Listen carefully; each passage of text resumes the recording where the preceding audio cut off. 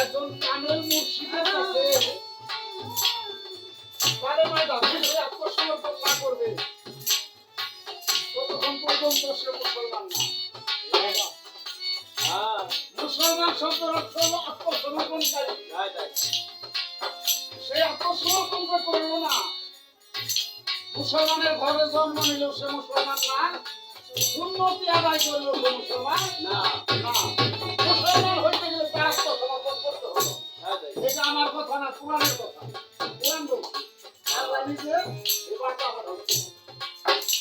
জীবন বিধান, জীবন বিধানের মধ্যে আছে যে তোমার কালেমায় দাখিল হইতে হবে। তাই সবকিছু জানার জন্য, বুঝার জন্য এই দেহ বডিটা জীবন বিধান, এই জীবনটা পরিচালনা করার জন্য একজন কামেল মুর্শিদের অবশ্যই প্রয়োজন আছে। তাছাড়া সে ভালো মতে কোনোদিকে যাইতে পারবে না। একজন মাস্টার যতক্ষণ পর্যন্ত অক্ষর জ্ঞান না দেখে দিব তার ভিতরে অক্ষর জ্ঞান